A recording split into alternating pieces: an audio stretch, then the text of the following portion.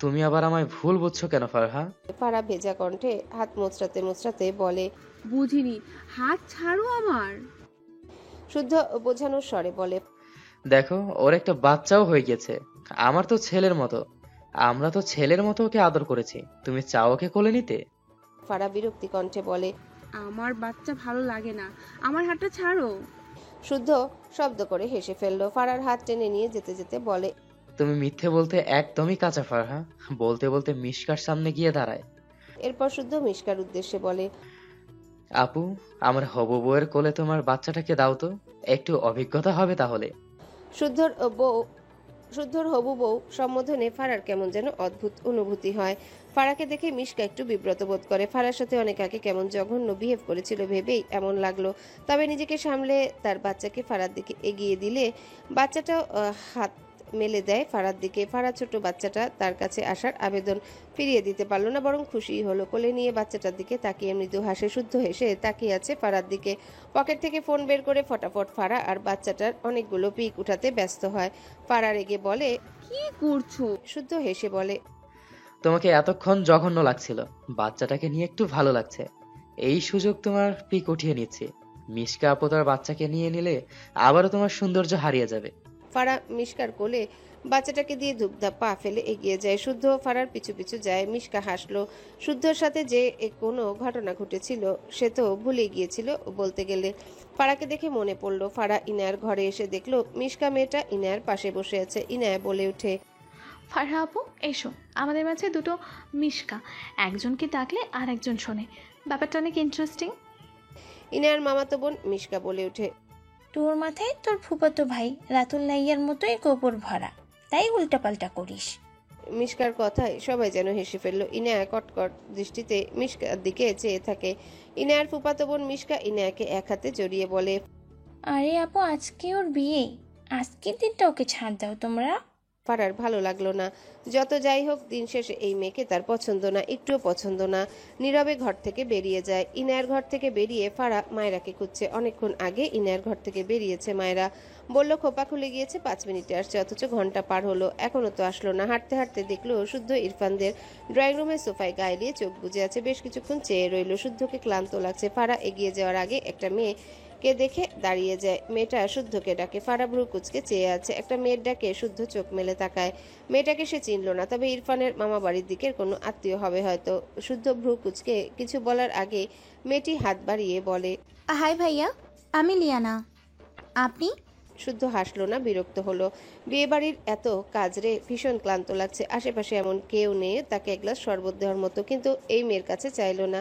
হাবভাব ভালো না। কিছু না বললে আবার চোখ বুঝলো। মেয়েটা বোকা চোখে তাকালো শুদ্ধর দিকে। একটু পর শুদ্ধ শরীর টানা দিয়ে চোখ মেলে মেয়েটাকে এখনো তার দিকে তাকিয়ে থাকতে দেখে এক রাম ধমক দেওয়ার জন্য মুখ খুলতে নিয়েও চেপে গেল একটু দূরে ফারাকে দেখে। হাজার ক্লান্তির মাঝেও একটু শান্তি লাগলো। ঠোঁটের কোণে হাসি ফুটলো। অতঃপর মিটিমিটি হেসে মেয়েটার দিকে চেয়ে একটু শব্দ করে বলে। আমি শুদ্ধ। এক গ্লাস পানি ঠান্ডা শরবত খাওয়াও তো সুন্দরী। মেয়েটা খুশি হলো। এই বাড়িতে তার বহুবার আসা হয়েছে। ইরফানের মাকে খুব ভালোই চেনে। ইনায়ার সাথে তার ভালো সম্পর্ক, এই জন্য ইনায়ার বিয়েতে তার আসা এখন সার্থক লাগছে। শুদ্ধকে সে চেনে, ভালো লাগে তার এই ছেলেকে। শুদ্ধ হয়তো তাকে চেনে না। শুদ্ধর এত সুন্দর সম্বোধনে একটা আবদার পেয়ে মেয়েটা এক প্রকার মনে মনে নাচতে নাচতে যায়। ফারা কটমট দৃষ্টিতে শুদ্ধর দিকে চেয়ে আছে। সে গটগট পায়ে রান্নাঘরের দিকে গেল। গিয়ে দেখলো মেয়েটি শরবত বানাতে লেগে পড়েছে। ফারা ইরফানের মাকে বলল। আন্টি, গরম পানি আছে? রুমা নেওয়াজ ফারাকে রান্নাঘরে দেখে বলে। আরে আম্মু, তুমি এখানে এসেছো কেন? ফারা মেয়েটার দিকে তাকালো, হাত নিষ্পিস করছে ঠাস করে থাপ্পড় দেওয়ার জন্য। শুদ্ধর জন্যে কেন শরবত বানাবে এই ভেবে। রুমা নেওয়াজ ফারাকে রান্নাঘরে দেখে বলে। ফারা মেয়েটার দিকে তাকালো, হাত নিষ্পিস করছে ঠাস করে থাপ্পড় দেওয়ার জন্য। শুদ্ধর জন্য কেন শরবত বানাবে এই ভেবে রুমা নেওয়াজ ভাবলেন গরম পানি দিয়ে হয়তো কিছু করবে। কাজে চাপে জিজ্ঞাসা না করে একটা গ্লাস অর্ধেকটা গরম পানি নিয়ে ফারার দিকে এগিয়ে দেয়। ফারা গ্লাসটা নিয়ে দ্রুত পায়ে বেরিয়ে শুদ্ধর কাছে এসে দাঁড়ায়। শুদ্ধ ফারাকে দেখে বলে। ফারহা, সুন্দরীটার কি শরবত বানানো হলো? ফারার চোখের পলকে শুদ্ধর বাপায়ের হাঁটু বরাবর গরম পানি ঢেলে দেয়। শুদ্ধ চেঁচিয়ে ওঠে। আশেপাশে অনেক মানুষ আছে, যদিও তারা এক কোণার দিকে। অনেকেই তাকালো শুদ্ধর চেঁচানোয়। শুদ্ধ এদিক ওদিক তাকে নিজেকে দমালো। বসা থেকে দাঁড়িয়ে অসহায় মুখ করে বলল। কি করলে ওটা? উফ, কি ছিল মগে? ফারা কটমট দৃষ্টিতে শুদ্ধর দিকে চেয়ে দাঁতে দাঁত চেপে বলে। সুন্দরী হাতে শরবত ঢেলে এবার পা ঠান্ডা করো। শুদ্ধ পা নাড়ায়। ইস, তার হবু বউটা শুধু তাকে জ্বালাচ্ছে। অসহায় কণ্ঠে ডাকে। ফারহা, পা জ্বলছে তো? ফারা পাত্তা দিল না, হাতের মুখ টেবিলের উপর রেখে দিল। গরম পানি নিয়ে আসলেও শুদ্ধর পায়ে ঢালার আগে বেসিনের নল থেকে ঠান্ডা পানি মিশিয়ে নিয়েছিল, তবে ভালোই গরম ছিল। একটু ছ্যাঁকা তো দিতেই হতো। অসভ্য ছেলে শুধু তাকে জ্বালাতে আসে। এবার থেকে সেও পুড়িয়ে ছাড়বে। একটু দূরেই সামিয়া দাঁড়িয়ে একবার ফারার দিকে তাকায়, আরেকবার শুদ্ধর দিকে তাকায়। মেয়েটা ঢোক গিলল। শুদ্ধর সাথে ফারার কি সম্পর্ক সেটা ভেবে কেমন করে যেন তাকিয়ে থাকলো। আবার ভাবলো হয়তো চেনা জানা কেউ, সে তো শুদ্ধর পরিচিত, সবাইকে চেনে না। একটু পরে রান্নাঘর থেকে লিয়ানা মেয়েটা হাতে শরবত এনে শুদ্ধর দিকে এগিয়ে দিলে শুদ্ধ ফারার দিকে তাকায়। ফারা কটমট দৃষ্টিতে এই মেয়ের দিকে চেয়ে আছে। শুদ্ধ মেকি হেসে ফারাকে ইশারায় দেখিয়ে দিয়ে বলল। ওকে দাও, আমি খেয়েছি। কথাটা বলে আবারও সোফায় বসলো। চোখে মুখ কুঁচকে পা মেলে দিল। ইস, তার হবু বউটার এত তেজ, শুধু তাকে পোড়ায়। ফারা অনেকটা এগিয়ে গেলে সামিয়া মেয়েটাকে দেখে দাঁড়িয়ে যায়। তখনই সেখানে শুদ্ধর মা এসে দাঁড়ায়। ফারাকে তিনি চেনেন, এর আগেও দেখেছে। তার ছেলের বন্ধু ফাইজের বোন ফারা, আর এখন তো তাদের মেয়ে ইনার ননদিনী। শুদ্ধর মা হেসে বলে। ফারা আম্মু, কেমন আছো? ফারা শুদ্ধর মাকে দেখে ছোট্ট করে সালাম দেয়, মৃদু হেসে বলে। আলহামদুলিল্লাহ, ভালো আছি আন্টি। আপনি কেমন আছেন? শুদ্ধর মা মৃদু হেসে বলে। ভালো আছি মা। তুমি একা একা এখানে কি করছো? এমনিতে এসেছিলাম আন্টি। আর চোখে সামিয়ার দিকে তাকায়। মেয়েটা এভাবে শুদ্ধর মায়ের পাশ ঘেঁষে আছে কেন বুঝলো না। মায়েরা বলল মেয়েটা তার আম্মাজানের বৌমা। কৌতূহল দমাতে না পেরে আমতা আমতা করে সামিয়াকে ইশারা করে জিজ্ঞাসা করে। ও, আপনার কে হয় আন্টি? ত্রিনা বেগম সামিয়ার এক হাত ধরে বললেন। এটা আমার বৌমা। তুমি তো শুদ্ধকে চিনো, তোমার ভাইয়ের বন্ধু। সামিয়া ওর বউ। ফারা বিস্ময় নিয়ে সামিয়া মেয়েটার দিকে তাকায়। সামিয়া মৃদু হেসে তাকিয়ে আছে ফারার দিকে। ফারা ঢোক গিলল কোনো রকমে বলে। ওনার বিয়ে? ত্রিনা বেগম কথার মাঝে মৃদু হেসে বলে। ঠিক করে রেখেছি। আমাদের ইনায়ার বিয়ের পরপরই ছেলেটার হাতে বউ তুলে দেব। ফারা কি বলবে বুঝতে পারছে না। ত্রিনা বেগম শুদ্ধর খালার ডাকে সামনের দিকে এগিয়ে যেতে যেতে বলেন। তোমরা এদিকে আসো মা। ফারার সামিয়ার অনামিকা আঙ্গুলে একটা আংটি চোখে পড়ল। মেয়েটার চোখ ঝাপসা। ঢোক গিলে সামিয়াকে জিজ্ঞাসা করে। আপু, একটা কথা জিজ্ঞেস করি? সামিয়া মাথা নেড়ে বলে। জি আপু বলুন। ফারা চোখ বুজে দুঃখ মিশ্রিত শ্বাস নেয়, এরপর বলে। তোমার হাতের এই আংটিটি কে দিয়েছে? সামিয়া হেসে জবাবে বলে। ত্রিনা আম্মায় দিয়েছে আপু, তার ছেলের জন্য। ফারার শরীর অসাড় হয়ে আসে, মাথা ঝিমঝিম করছে। শুদ্ধর মাকে আম্মা ডাকতে শুরু করে দিয়েছে। সেখানে সামিয়া আর দাঁড়ালো না। সময় ব্যয় না করে শুদ্ধর মায়ের পিছু পিছু যায়। মেয়েটা একা একা, সেভাবে কাউকে না চেনে। শুদ্ধর মায়ের সাথে সাথেই থাকছে। এদিকে ফারার পা যেন টলছে। চোখ থেকে টুপটুপ করে পানি গড়িয়ে পড়ে। কি শুনল সে? পিছু ফিরে দূরে বসা শুদ্ধর দিকে তাকায়। ধীর পায়ে এগিয়ে যায়। পা চলছে না, তবুও টেনেই নিয়ে যায়। শুদ্ধর পাশে দাঁড়িয়ে কান্না মিশ্রিত গলায় ডাকে। শুদ্ধ ভাই? শুদ্ধ পা মেলে বসে ফোন স্ক্রল করছিল। ফারার অন্যরকম কণ্ঠ শুনে মাথা তুলে তাকায়। ফারার চোখ মুখ লাল, সাথে চোখের পানিতে গাল ভেজা। শুদ্ধ ভ্রু কুচকে চায় ফারার দিকে। এভাবে কাঁদছে কেন মেয়েটা? দ্রুত বসা থেকে দাঁড়িয়ে প্যান্টের পকেটে ফোন রেখে বলে। কাঁদছো কেন ফারহা, কি হয়েছে? ফারার চোখ থেকে টুপটুপ করে পানি গড়িয়ে পড়ে। শুদ্ধ আশেপাশে তাকায়, এরপর ফারার দিকে তাকায়। তাকে মলম লাগাতে না পারলে ফারা যে কান্না করে তা তো জানে। শুদ্ধ গলা নামিয়ে বলে। ফারহা, কান্না করো না। দেখো, অনেক মানুষ। আমার পায়ে তেমন জ্বলছে না, এমনি ঠিক হয়ে যাবে। প্লিজ কান্না থামাও।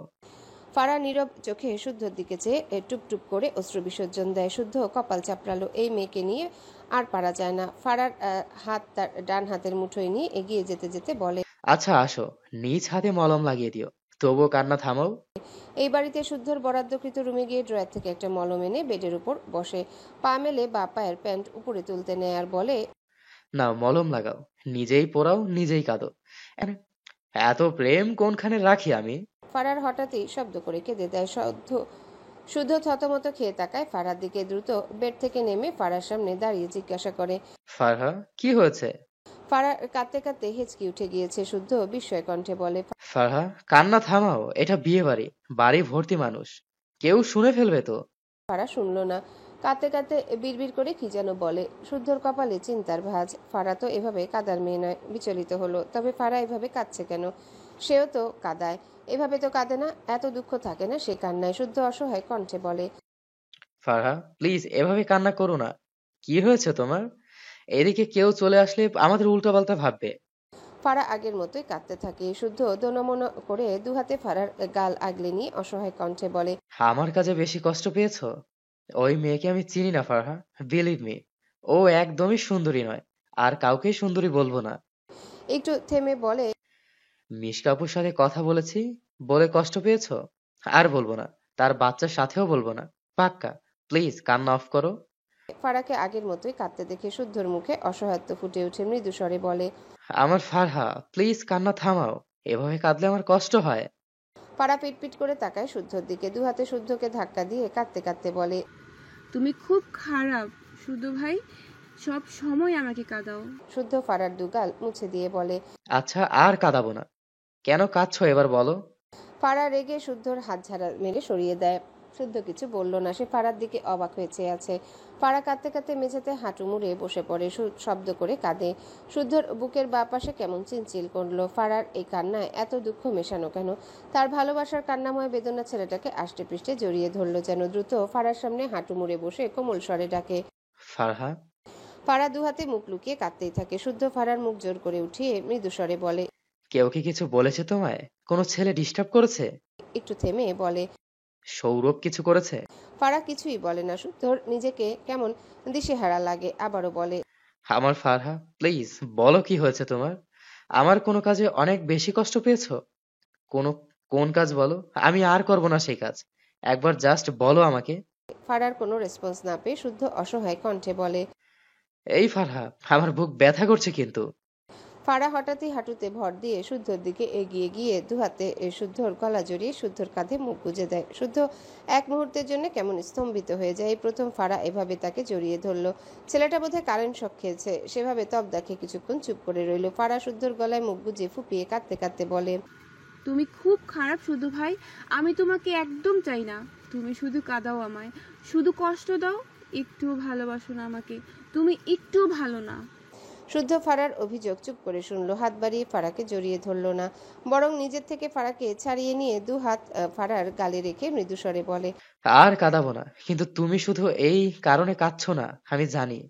কি হয়েছে বলো আমাকে।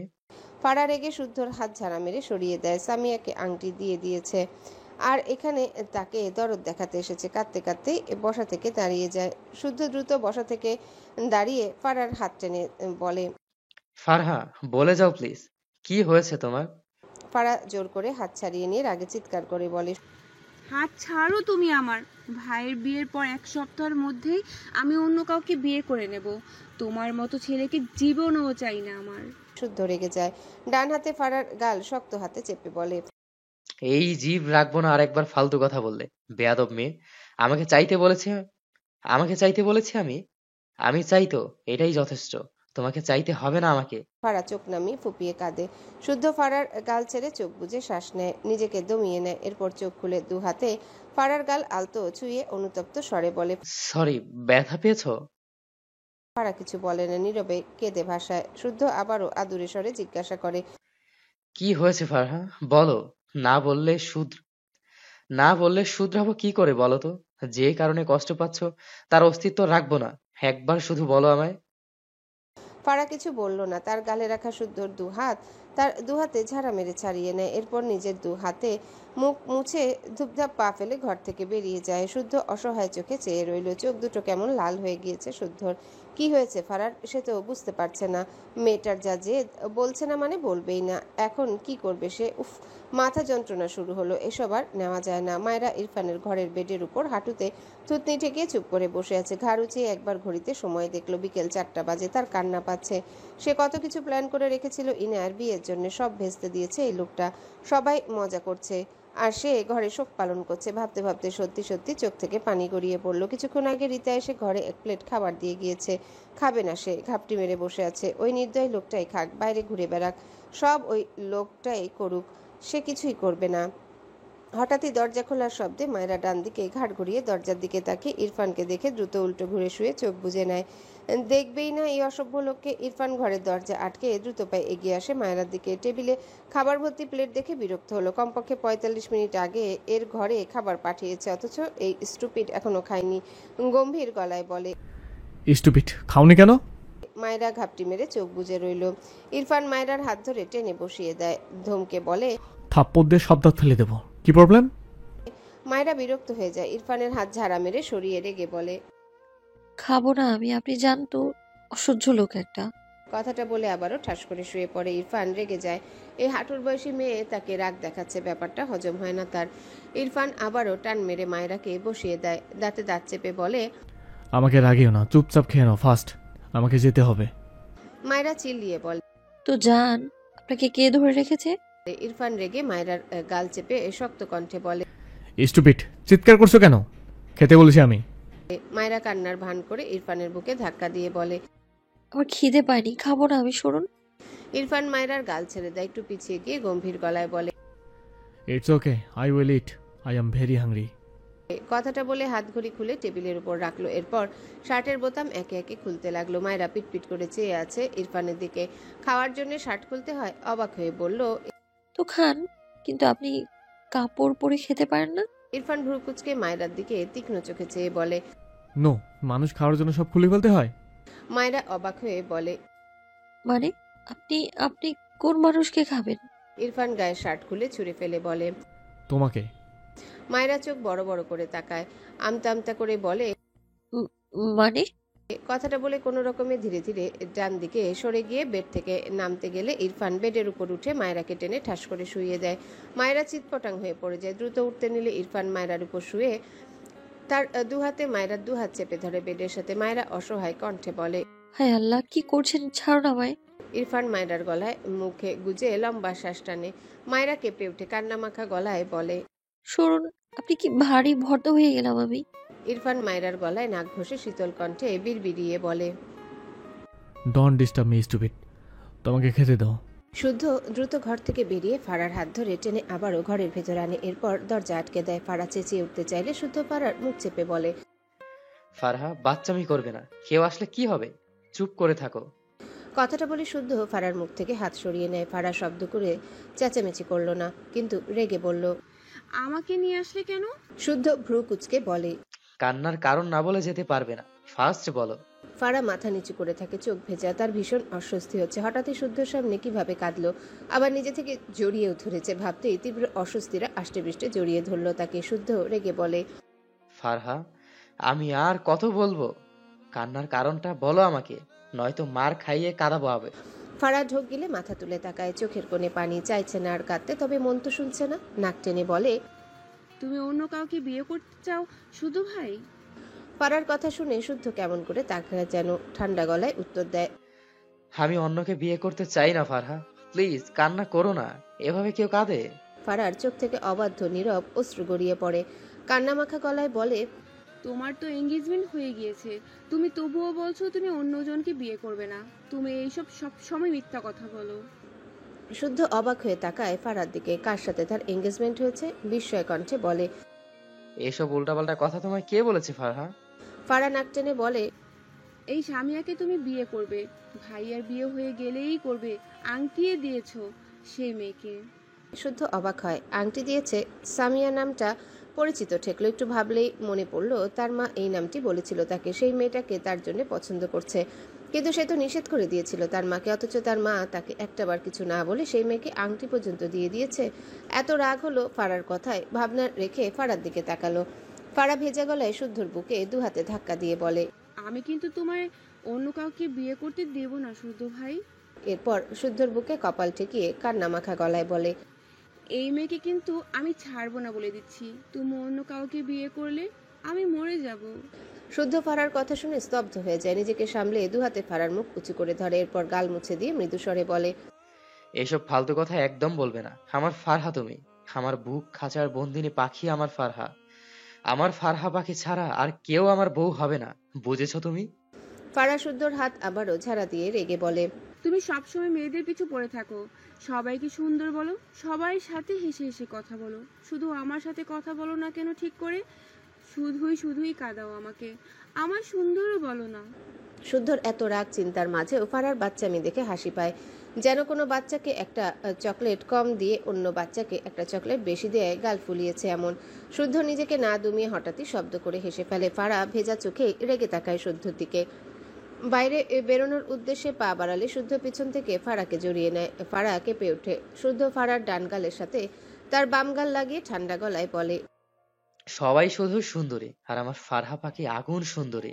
ফারা থম মেরে যায়। শুদ্ধ আবারও বলে, তুমি জানো আমি কত অপেক্ষা করেছি তোমার জন্য। দুনিয়া উল্টে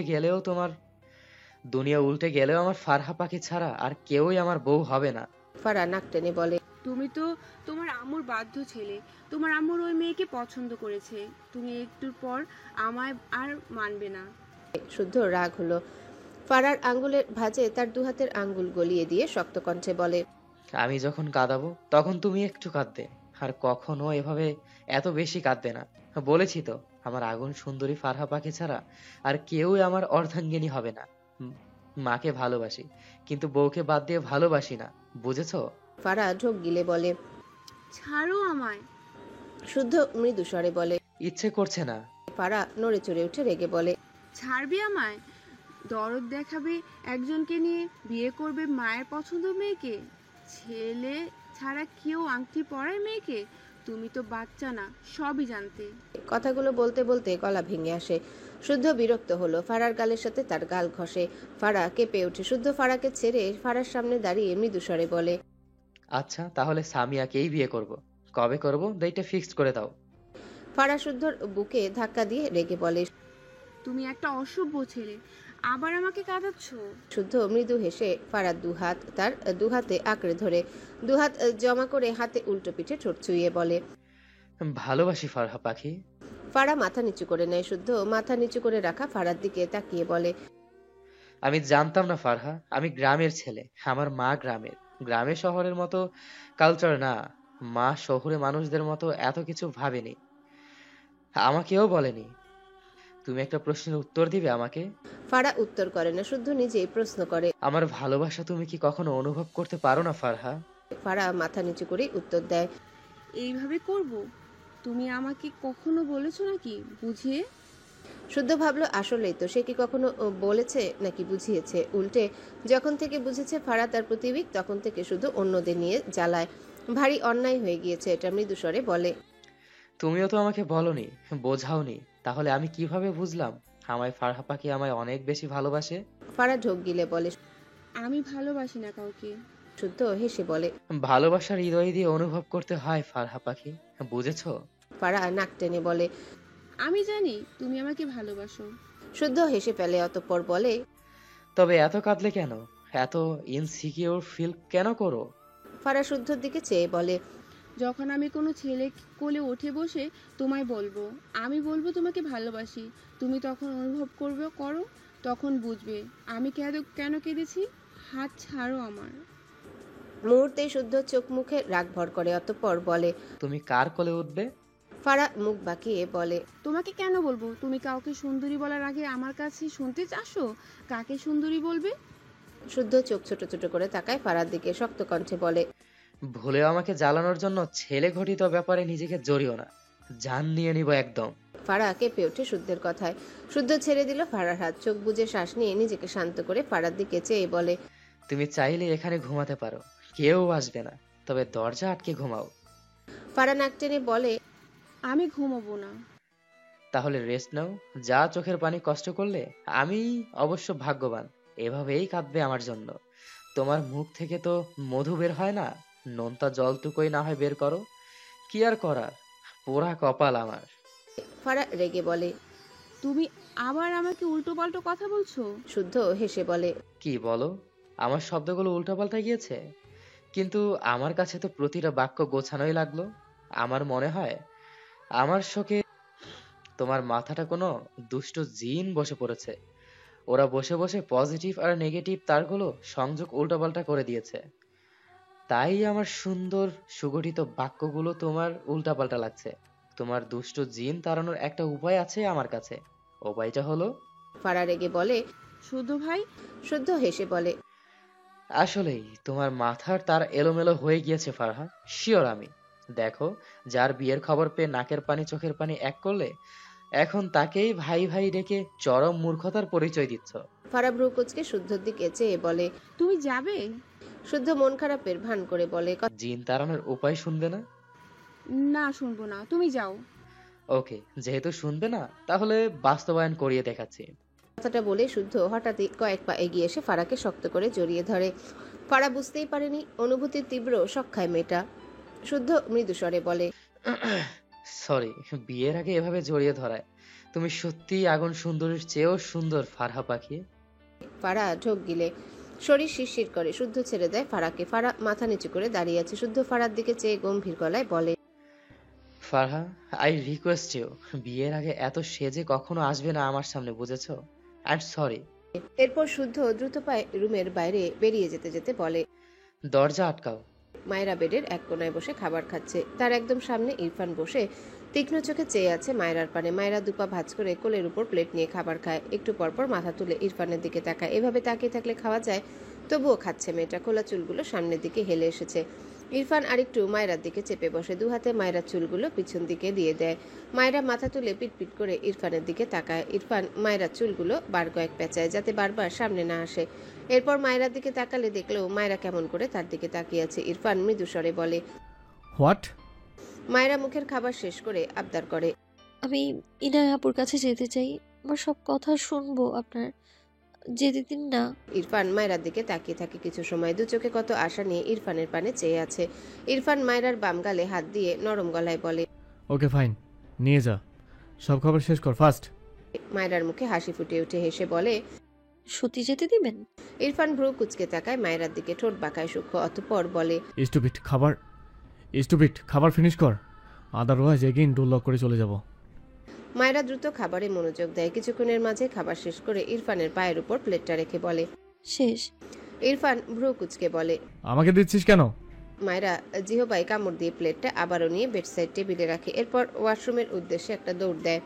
ইরফান বিরক্ত হয়, বিড়বিড় করে। স্টুপিড বাদর। মায়রা ওয়াশরুম থেকে হাত ধুয়ে এসে ফটাফট পানি খেয়ে নেয়। এরপর বেডের দিকে খেয়াল করলে দেখলো সে যে লেহেঙ্গা পরেছিল সেই লেহেঙ্গা। মায়রা অবাক হয়ে তাকায়। এই লেহেঙ্গা তো মাত্র ওয়াশরুমে ভেজা দেখে আসলো, এখন বেডের উপর শুকিয়ে গেল কিভাবে? ইরফানের দিকে তাকালে দেখলো ফোনে কারোর সাথে কথা বলছে, গায়ে শার্ট নেই। দেখেই শরীর কেমন শিওরে উঠলো। ডান হাত উঠিয়ে গলায় হাত বুলায়। কিছুক্ষণ আগে এই লোক কতগুলো যে চুমু খেয়েছে গলায়, ভাবতেই কেমন হাঁসফাঁস লাগলো। চোখ নামিয়ে নিল। নিজেকে সামলে ইরফানের পিছনে দাঁড়িয়ে বলে, শুনুন। ইরফান মায়রার ডাকে পিছু ফিরে মায়রার দিকে তাকায়। এরপর ওপাশের ব্যক্তিকে বলে, হোল্ড। মায়রার উদ্দেশ্যে বলে, হোয়াট? মায়রা মিনমিন করে বলে, ওই লেহেঙ্গা তো ভিজে গিয়েছে, আবার শুকিয়ে গেল কি করে? ইরফান বেডের উপরে রাখা লেহেঙ্গার দিকে তাকায়, আবারও মায়রার দিকে চেয়ে বলে, গাধা, এটা সেম ডিজাইন আরেকটি লেহেঙ্গা, ফার্স্ট পরে নাও, গো। মায়রা অবাক হয়ে বলে। এটা কোথায় পেলেন? মায়রা বোকা বোকা প্রশ্নে ইরফান ভ্রু কুচকে বলে, কুড়িয়ে পেয়েছি, স্টুপিড। মায়রা বোকা চোখে তাকায় ইরফানের দিকে, মুখ বাঁকিয়ে উল্টো ঘুরে বেডের কাছে যায়। সে ভেবেছিল নর্মাল একটা জামা পরেই তাকে যেতে হবে। খুশি হলো ভীষণ আরেকটি এমন জামা পেয়ে, কিন্তু পরবে কোথায়? ইরফানের দিকে তাকিয়ে বলে, আপনি যান। ইরফান কথা না বাড়িয়ে ব্যালকনিতে চলে গেল। মায়রা ফটাফট লেহেঙ্গাটা পরে নেয়। ইরফান গায়ে শার্ট জড়িয়ে দরজা খুললে একটি মেয়ে ভিতরে আসে। জিজ্ঞাসা করে, কতক্ষণ টাইম লাগবে?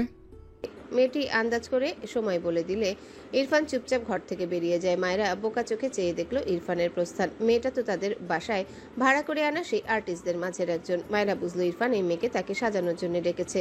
মেয়েটার মুখে হাসি ফুটে ওঠে। মায়রাকে মেয়েটি প্রায় 30 মিনিটের মতো সময়ে পুরোপুরি রেডি করিয়ে দিল। এর মাঝে ইরফান ঘরে প্রবেশ করে। মায়রা ঘর থেকে বেরিয়ে যাচ্ছিল, ইরফানকে দেখে দাঁড়িয়ে যায়। ইরফান শান্ত চোখে মায়রার পানে চেয়ে আছে। মেকআপ আর্টিস্ট মেয়েটি রুম থেকে বেরিয়ে যায়। ইরফান এগিয়ে গিয়ে ডোর লক করে দেয়। এরপর মায়রার সামনে দাঁড়িয়ে মায়রার ঠোঁট জোড়ায় আঙ্গুল চালিয়ে বলে, আবার এটা লাগিয়েছো? মায়রা মিনমিন করে বলে, লিপস্টিক না লাগালে তো ভালো লাগবে না। ইরফান মায়রার আড়ালে সূক্ষ্ম হাসে। মায়রার দিকে এগিয়ে গেলে মায়রা দ্রুত তার দুহাতে ইরফানের ঠোঁট চেপে মিনমিন করে বলে, আবার কি করবেন? ইরফান চোখ বুজে ভারী শ্বাস ফেলে মায়রার হাত সরিয়ে দিয়ে বলে, কিছু করবো না, you know I don't like you, stupid little girl. কথাটা বলে মায়রার ঠোঁট জোড়ায় শব্দ করে একটা শুকনো চুমু আঁকে। মায়রা চোখ নামিয়ে নেয়। ইরফান আর কিছু করল না। মায়রার ডান হাত তার বাঁ হাতের মুঠোয় নিয়ে ঘর থেকে বেরিয়ে যায়। মায়রার ইচ্ছে করলো এই লোকটার মাথার চুলগুলো কামিয়ে টাক বানিয়ে দিতে। বলবে কেন তাকে পছন্দ করে না? এটা শুনলেই মায়রার এত রাগ হয়, কিন্তু তাকে বাইরে নিয়ে যাচ্ছে তাই এসব বাদ দিল। ইরফান ইনায়ার ঘরের সামনে দাঁড়িয়ে গম্ভীর গলায় বলে, বাইরে বের হবে না? মায়রার মাথা নেড়ে সম্মতি দেয়। ইরফানের ফোনে আবারও কল আসলে সে মায়রার হাত ছেড়ে বলে। মায়রা ছাড়া পেয়ে দ্রুত ইনায়ার ঘরের ভেতর চলে যায়। ইরফান তার কাজে যায়। মায়রা ইনায়ার ঘরে খুশি মনে ঢুকলেও ইনায়ার পাশে একজনকে দেখে হাসি মিলিয়ে যায়। ইনায়া মায়রাকে দেখে বলে, মায়েরা এতক্ষণ কই ছিলে? দেখো কে এসেছে। মায়রা জোরপূর্বক হেসে মাথা নাড়ায়, চোখের কোণে পানি। ইনায়ার উদ্দেশ্যে বলে, আপু আমি আসছি, একটু দাঁড়াও। কথাটা বলে দ্রুত ঘর থেকে বেরিয়ে যায়। মায়রা ঘরের বাইরে দাঁড়িয়ে মাথা নিচু করে দাঁড়িয়ে আছে। চোখ থেকে পানি গড়িয়ে পড়ে। পাশ থেকে পরিচিত কণ্ঠ পায়। কেমন আছিস মা? মায়রা নিজেকে সামলে নিল। ঘাড় বাঁকিয়ে চোখ মুছে নিজেকে স্বাভাবিক করে ভদ্রমহিলার দিকে তাকিয়ে মৃদু হেসে বলে, আলহামদুলিল্লাহ অনেক ভালো আছি সৎমা, তুমি কেমন আছো? মায়রার মা মায়রার সম্বোধনে অবাক হয়। কখনো তো এভাবে ডাকেনি মায়রা তাকে। তার কোলে 4 বছরের একটা বাচ্চা। বাচ্চা ছেলেটি মায়রার দিকে হাত বাড়িয়ে দিয়ে বলে, আপু কোলে নাও, কোলে নাও। মায়রা হেসে তার ছোট ভাইটাকে কোলে নেয়, শক্ত করে তার সাথে জড়িয়ে ধরে। গালে অসংখ্য চুমু খেয়ে বলে, আমার ভাইয়া কেমন আছে? বাচ্চা ছেলে লাবিব বোনের গলায় জড়িয়ে ধরে আধো আধো স্বরে বলে, ভালো আছি আপু। টুনি মায়রা লাবিবের গালে দুটো চুমু খেয়ে হেসে লাবিবের মতো করেই বলে, আমিও ভালো আতি ভাইয়া। লাবিব খিলখিল করে হেসে ওঠে। মায়রা তার মায়ের দিকে চেয়ে বলে, বললে না যে কেমন আছো? ভদ্রমহিলা দীর্ঘশ্বাস ফেলে বলে, তুই কি আমার উপর রাগ করেছিস মা? তুই তো জানিস লাবিবের বাবা কেমন। আমি চাইলেও তোর খোঁজ নিতে পারি না। এখানেও মায়রা তার মায়ের মুখের কথা কেড়ে নিয়ে বলে, এসব বাদ দাও, লাবিব আমার কাছেই থাকুক। যাওয়ার আগে ওকে আমার থেকে নিয়ে যেও। একটু থেমে বলে, লাবিবের আব্বা আসছে। মায়রার মা ছোট করে বলে, তুই সত্যি ভালো আছিস তো মা? মায়রা উল্টে ঘুরে যেতে যেতে বলে, ভালো থাকার জন্যই তো পরের মেয়েকে তাড়িয়ে দিয়েছো, ভালো না থেকে উপায় কি? মায়রার মা ছলছল চোখে চেয়ে রইল। ইরফানের ফুপি এসে মায়রার মায়ের সাথে টুকটাক কথা বললে তিনি নিজেকে সামলে ইরফানের ফুপির সাথে কথা বলায় সামিল হয়। মায়রা লাবিবকে নিয়ে ইরফানের ঘরে গেল। দরজা ভিড়িয়ে দিয়ে বেডের উপর বসে লাবিবকে কোলে নিয়ে শক্ত করে জড়িয়ে ধরে ফুপিয়ে উঠল। দুহাতে লাবিবের গাল ধরে ছোট ছোট অসংখ্য চুমু খায়। লাবিব পিটপিট করে তার বোনকে দেখে এক পর্যায়ে বলে, আপু তুমি কাটু কিনু। মায়রা লাবিবের কপালের সাথে কপাল ঠেকিয়ে ফুপিয়ে কাঁদলো। তার এই ছোট ভাইটাকে কতদিন পর দেখলো। মায়ের উপর রাগ করে ওই বাড়িতে আর যায়নি। সে লাবিবকে দেখতে যেতে চাইতো, কিন্তু তার মা লাবিব এর বাবার কথা ভাবলে নিজেকে দমিয়ে রাখতো। একটু পর নিজেকে সামলে লাবিবকে জিজ্ঞাসা করে, আপুইকে মিস করেছিলি ভাইয়া? লাবিব মায়রার বুকে মাথা টেকিয়ে মন খারাপ করে বলে, আপু তুমি টল, তোমাকে আমি মিট করে আমি আবো কেউ কেউ চকলেট দেয় না। মায়রা লাবিবের গালে আবারও চুমু খেয়ে বলে, আপুই আজ অনেকগুলো চকলেট দেবো তোকে। লাবিব খুশি হয়। মায়রা তার ছোট্ট ভাইটাকে কোলের মধ্যে গুটি সুটি মেরে বসিয়ে রাখে। যদিও এর সাথে তার রক্তের সম্পর্ক নেই, সম্পর্কে সৎ ভাই, তবে এই ভাইটাই কেবল তাকে নিঃস্বার্থভাবে ভালোবাসে। সেও বাসে। ইরফান একটা কাজে তার ঘরে এসেছে। মায়রার কোলে একটা বাচ্চা ছেলেকে দেখে অবাক হয়ে তাকায়। এগিয়ে এসে কিছু না বলেই মায়রার কোল থেকে বাচ্চাটাকে 2 হাতে নিয়ে বেডের উপর বসিয়ে দেয়। মায়রা চেঁচিয়ে ওঠে। আরে কি করছেন? ইরফান রেগে বলে, স্টুপিড, তোমাকে ইয়ানার ঘরে রেখে বসে আছি আর তুমি ছেলেদের কোলে বসে আছো। মায়েরা অদ্ভুত চোখে ইরফানের দিকে তাকায়। এই লোকের সবকিছুতেই প্রবলেম। সে তার ভাইকে কোলে নিবে, এই লোকের কি অসহ্য একটা। লাবিব পিটপিট করে ইরফানের দিকে চেয়ে থাকে কিছুক্ষণ। এরপর হামাগুড়ি দিয়ে মায়রার দিকে এগুলে ইরফান লাবিবের দিকে তাকিয়ে ধমকে বলে, শাট আপ। লাবিব কেঁপে উঠে। ইরফানের অমন শক্ত মুখে ধমক খেয়ে লাবিব কেঁদে দেয়। মায়রা দ্রুত লাবিবকে কোলে নিয়ে ইরফানকে কিছু বলার আগে ইরফান রেগে বলে, ওকে আবার কোলে নিয়েছো? নামা বলছি। মায়রা তীব্র বিরক্তিতে চেঁচিয়ে বলে, আপনার প্রবলেম কি? অসহ্য লোক একটা। আমি আপনার জন্য এখন আমার ভাইটাকে কোলে নিতে পারবো না। ইরফান আবারও কিছু বলতে গিয়েও থেমে যায়। লাবিব ছেলেটার দিকে তাকালে দেখলো ছেলেটা ভীত চোখে তার দিকে চেয়ে আছে। ভাই কথাটা শুনে বোধহয় শান্ত হলো। অতঃপর ইরফান শান্ত স্বরে বলে, ওহ ওকে। কথাটা বলে তার ড্রয়ারে কিছু খুঁজে মায়রা মুখ বাঁকায়। তার ভাইটাকেও কাঁদাতে ছাড়লো না। খবিশ লোক। লাবিবের গাল মুছে দিয়ে গালে চুমু খেয়ে ফিসফিসিয়ে বলে, এটা তোর খবিশ দুলাভাই, বুঝলি? লাবিব পিটপিট করে তার বোনের দিকে চেয়ে মায়রার মতো করে ফিসফিসিয়ে বলে, কুসিম ডুবলা বাবা। মায়রা শব্দ করে হেসে দেয় লাবিবের কথা শুনে। লাবিব মায়রার গলা জড়িয়ে হেসে ফেলে। দিনের আলো ফুরিয়ে প্রকৃতিতে রাতের অন্ধকার নেমে এসেছে। বিয়ে বাড়ির সকলের হৈহুল্লোড়ে নেওয়াজ বাড়ি ভরপুর। পুরো বাড়িতে বিভিন্ন কালারের আলো জ্বলছে নিভছে। ফাইজের বিয়ে পড়ানো মাত্র শেষ হলো। শুদ্ধ অসহায় চোখে চেয়ে ফাইজের কানে ফিসফিসিয়ে বলে, আমি আমার বোনকে দিয়ে দিলাম, এবার তোর বোনকে আমাকে দেবার পালা। ফাইজ বিরক্ত হয়ে বলে। সারাদিন বিয়ে ছাড়া কিচ্ছু ভাবতে পারিস না। শুদ্ধ আকাশ থেকে পড়ার ভান করে বলে, ও মাগো, কবুল বলে মুখের বলি ফুটেছে, তাও যে সে বুলি নয়, একেবারে ভূতের মুখের রাম রাম বুলি। বলছি, তুমি আমার বোনকে বিয়ে করার জন্য কি কি করেছো সব ভুলে গিয়েছো, বেয়াদব শালা। ফাইজ বিরক্ত হয়ে বলে, এখন আমি তোর আর ইরফানের বোন জামাই, সম্মান দিয়ে কথা বলবি। শুদ্ধ পাত্তা দিল না। মায়রা লাবিবকে কোলে নিয়ে স্টেজের পাশে লুকিয়ে দাঁড়িয়ে আছে। খুব গুরুত্বপূর্ণ একটা কাজ করতে এসেছে সে। আড়াল থেকে দেখলো সবাই সবার মতো কথা বলতে আড্ডা দিতে ব্যস্ত। মায়রা লাবিবকে কোল থেকে নামিয়ে লাবিবের কানে কানে কিছু একটা শিখিয়ে দেয়। লাবিব বোনের কথা মেনে গুটি গুটি পায়ে স্টেজে যায়। বাচ্চা ছেলে, সেভাবে কেউ খেয়াল করলো না। লাবিব স্টেজের নিচ থেকে ঝটপটে দুহাতে দুটো জুতো নিয়ে মায়রার কাছে দৌড়ে আসে। মায়রা লাবিবকে জড়িয়ে ধরে গালে টপাটপ 3টে চুমু খেয়ে বলে, আমার সোনা ভাইয়া। লাবিব হাতে জুতো ফেলে মায়রার গালেও গুনে গুনে 3টে চুমু খেয়ে বলে, আমার সোনা আপু। মায়রা ফাইজের জুতো দুটো স্টেজের পিছনে খুব ভালো করে লুকিয়ে রাখলো, কেউ পাবে না এবার এই জুতো। এরপর লাবিবকে নিয়ে তার আগের ঘরে যায়। সেখান থেকে বেশ অনেকগুলো চিপস আর চকলেট নিয়ে নেয়। এরপর ইনায়ের ঘরে গিয়ে ইনায়ের পাশে লাবিবকে বসিয়ে লাবিবের সামনে চিপস চকলেট দেয়। লাবিব খুশি হয়। তার আপুই আগে নিয়মিত চকলেট দিত, এখন দেয় না, আদরও করে না। করবে কি করে, থাকেই তো না। বাচ্চাটি চকলেট রেখে মায়রার দিকে তাকায়। মায়রা হেসে ইনায়াকে দেখিয়ে বলে, এটা তোর আরেকটা আপুই, এখানে বসে এগুলো খাবি, আমি একটা কাজে যাই। আচ্ছা ভাইয়া। লাবিব ঠোঁট উল্টে কেঁদে দেয়। মায়রা লাবিবের গালে হাত দিয়ে বলে, কি হয়েছে ভাইয়া, চকলেট কম হয়েছে, আরো দিব তো। লাবিব মায়রার গলা জড়িয়ে ধরে বলে, তুমি আমার সাথে চলো আপু, আমাকে কেউ চকলেট দেয় না, তুমি দেয় না। মায়রা লাবিবের পিঠে হাত বুলিয়ে দেয়। ঘরের সবাই অবাক হয়ে তাকিয়ে আছে। ইনায়া অবাক হয়ে বলে, তোমার ভাই তো তুমি খুব মিস করে মায়েরা। মায়রা ঝাপসা চোখে হেসে ফেলে। লাবিবকে ছাড়িয়ে চুমু খেয়ে বলে, এখন থেকে চকলেট দিব, তুমিও দিব, কাঁদতে কিছুই দিব না। লাবিব তার ছোট ছোট হাতে চোখ মুছে নেয়। ইনোসেন্ট মুখ করে বলে, কাঁদবো না আর। বলে চকলেট খাওয়ায় মন দেয়। মায়রা লাবিবের চকলেট থেকে একটা কামড় দিলে লাবিব চেঁচিয়ে বলে, তুমি খাও কিন্তু আমার চকলেট। মায়রা চোখ ছোট ছোট করে বলে, তুমি দিব না কিন্তু। লাবিব আর কিছু বলল না। তার আপুই এর চুমু লাগবে, তার চকলেটের সাথে স্যাক্রিফাইস করাই যাবে। মায়রা আর কিছু না বলে ইনায়ার সব কাজিনদের নিয়ে ঘর থেকে বেরিয়ে যায়। কেমন আছো বাবা? ইরফান মায়রার মাকে সেভাবে চেনে না, তবে বিয়ের দিন একবার এই মহিলাকে দেখেছিল। এটা যে মায়রার মা সেটা সে জানে না। মায়রার কেউ একজন হবে এই ভেবে উত্তর দেয়। জি ভালো। মায়রার মা মৃদু হেসে বলে, মায়েরা তোমার চেয়ে অনেক ছোট, ও একটু চঞ্চল, বেশি কথা বলে, মানিয়ে নিও বাবা, কেমন?